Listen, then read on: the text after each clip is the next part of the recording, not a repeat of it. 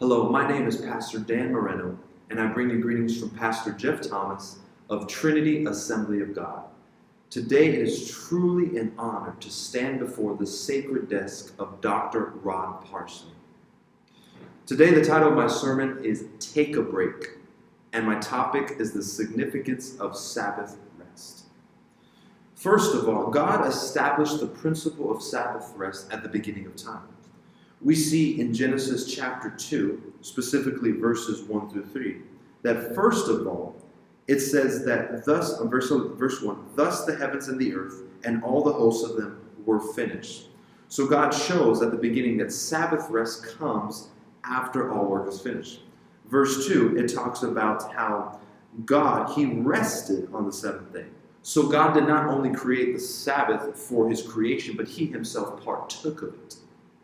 And then lastly, in verse 3, it talks about how God blessed the Sabbath and sanctified it, meaning that the Sabbath, the principle of Sabbath rest, is a holy thing, something that His people ought to participate in. The second main thing to remember is that the second reason why Sabbath rest is significant is because God established Sabbath rest for His people of the Old Covenant. We see this beginning in Exodus 20, verses 8 through 11, on Mount Sinai, when God gave the 10 Commandments to Moses. We see that one of the 10 Commandments, starting at verse 8, was that God's people were supposed to remember the Sabbath. Then in verse 8, the reason why is this, it says, because for in 6 days the Lord made the heavens and the earth, the sea and all that is in them, and rested the seventh day. Therefore the Lord blessed the Sabbath day and hallowed it. So therefore this shows that for God's people, resting was a commandment. It was something so important for His people. That's why it was significant. Later on, we see in Leviticus chapter 25 that God used the Sabbath even for His festivals. There was the Sabbath of the seventh year. We see that in verses 1 through 7. Then there was the year of Jubilee, which was a Sabbath after 49 years. It was a Sabbath of Sabbaths. Beside the regulations of these Sabbath festivals, the principle is showing, what God wants to show His people is that the principle of rest should be in all aspects of life, for different times and seasons. That's why it's significant. And then lastly, for God's covenant people, He shows in Ezekiel 20, verse 12, and also verses 19 through 20, that rest, starting in verse 12, I'm going to read it. Moreover, I also gave them my Sabbaths to be a sign between them and me, that they might know that I am the Lord who sanctifies them. So from this we see that God, He established the Sabbaths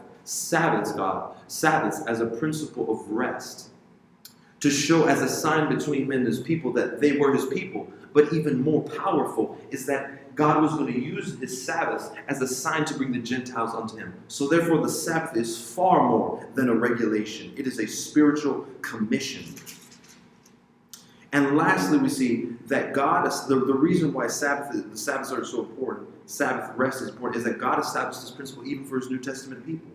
We see in Matthew chapter 11, verses 25 through 30, and then even into chapter 12, that Jesus is the Lord of Sabbath, Lord of the Sabbath. And when people come to Him, they find Sabbath rest in every dimension of their life, spirit, soul, and body. Then we see, second of all, in Colossians chapter 2, verses 16 through 17, that Sabbath rest, we see this. Let me just start reading at verse 16. So let no one judge you in food or in drink, or regarding a festival or a new moon or Sabbaths, which are a shadow of things to come, but the substances of Christ. So therefore, even what Paul is trying to show is that the Sabbath was always supposed to point to Jesus. It's about a spiritual reality.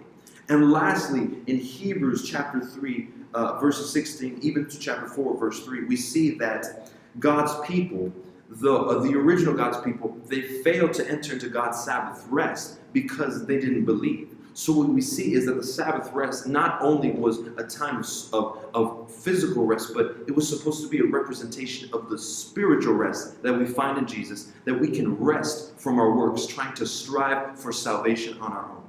So therefore, though the understanding of rest has changed from the beginning of time to God's people, the time of God's people, and to now to us, God's new people, we recognize that if we want to sustain a godly life, we must make rest a priority.